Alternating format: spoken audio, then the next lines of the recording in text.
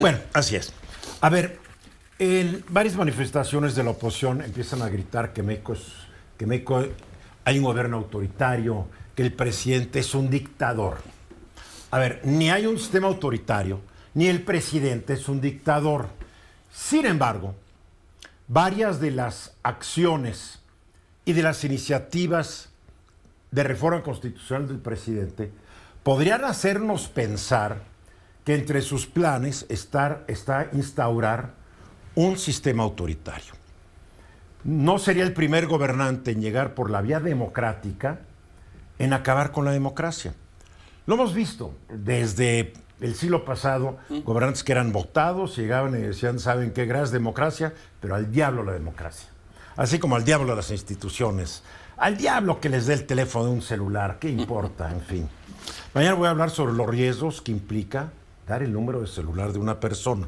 Es un acto sumamente irresponsable el que cometió el presidente, porque expones a la gente a muchos riesgos.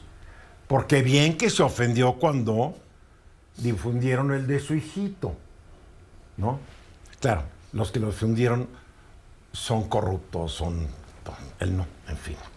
A ver, se han hecho estudios de qué son las acciones de gobernantes democráticamente electos que pretenden instaurar un sistema autoritario. Y aquí traigo una lista. Primero, limitan o eliminan la independencia del Poder Judicial para convertirlo en un apéndice, en un mero instrumento del poder político en manos del señor presidente. ¿Cómo lo logran? Pues hacen reformas que afecten la estructura y financiamiento del Poder Judicial, pueden designar jueces, magistrados y ministros o ministras de la Suprema Corte que sean incondicionales de ellos, pueden politizar el nombramiento, designación o elección de jueces, magistrados o ministros. Entonces lo politizan porque entonces todo depende de qué campaña sea la más eficaz. Y obviamente la más eficaz sea la que, aunque esté prohibida en la iniciativa del presidente gastar dinero, ya sabemos cómo se las gastan. Pero también debilitar el Poder Judicial es agredirlo verbalmente, constantemente, porque esto debilita la confianza del público en el Poder Judicial. Otra, aminorar la credibilidad de los medios de comunicación y de los periodistas independientes y críticos al calificarlos como defensores de los privilegios de unos cuantos. En México, los que no estamos de acuerdo con el presidente somos defensores de la corrupción, somos defensores de la acumulación de la riqueza. Conservadores. Ya no quiero usar un término que... Pero la verdad es que para el presidente los que no piensan como él son Satanás. Al debilitar a los medios y a los periodistas, el presidente está debilitando a uno de los principales contrapesos al poder, porque una democracia no puede existir sin medios independientes y críticos. El llamado cuarto poder. Nunca me ha gustado el término, pero algunos le han dicho así. Y no creo que sea el cuarto poder porque nadie nos eligió. No nos llegamos. ¿Okay? Nos elige el rating, hasta ahí.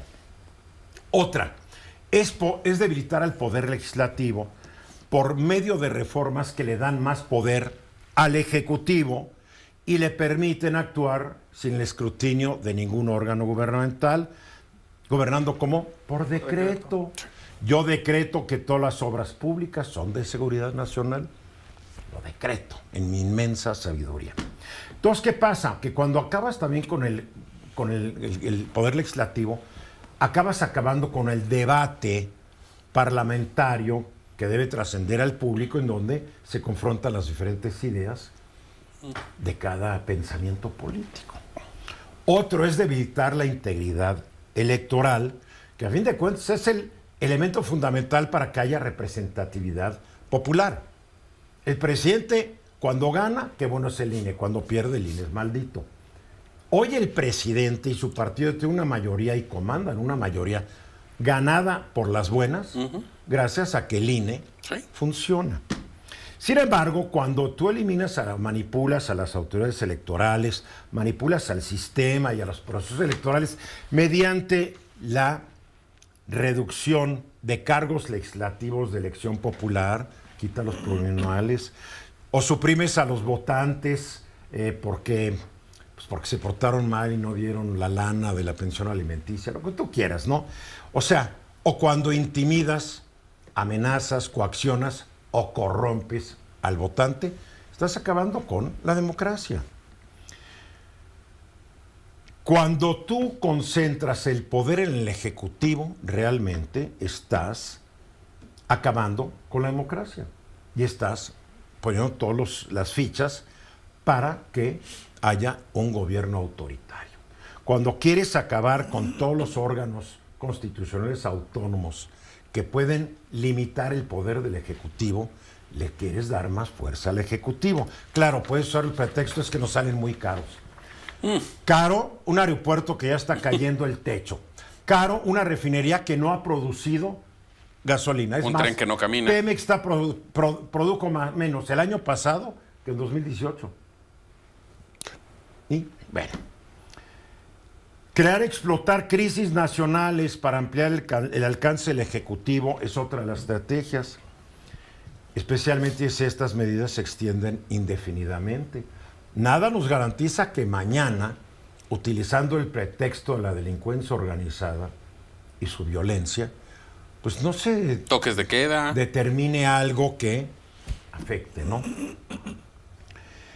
Entonces, a mí me preocupa todas estas decisiones que está tomando el presidente para que el Congreso, que es su títere, se los apruebe.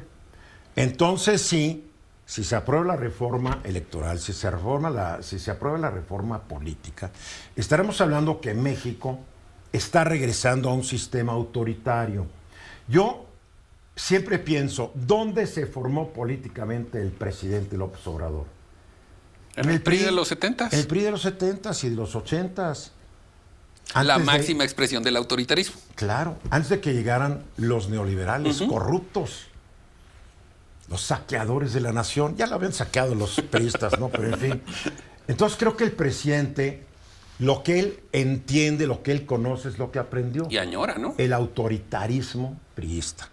Y creo que nos quiere llevar a un sistema similar, el cual a mí no me gustaría. La verdad. La verdad. Es impensable en estos Fíjate tiempos. que va a ser muy interesante. No, sí es pensable. Pero Bueno, la intención Ve lo está. que está ocurriendo en países que están yendo a la archiderecha. Sí. Argentina, El Salvador. ¿Vieron los discursos del señor Milei y del señor Bukele en el encuentro del CPAC en Washington? ¿No? Estás oyendo a Trump en versiones 2.0, 3.0. En el caso de Bukele 5.0. ¿No? Digo, en serio, digo. José Luis. Fíjate que en los negocios, en la vida, en la política, escoger el mejor tiempo para proponer un tema es importante siempre. El 5 de febrero se pusieron 20 iniciativas, 18 de corte institucional, 2 en leyes Muchas secundarias. veces salen sobrando porque ya están dentro de la Constitución lo que persiguen, pero en fin.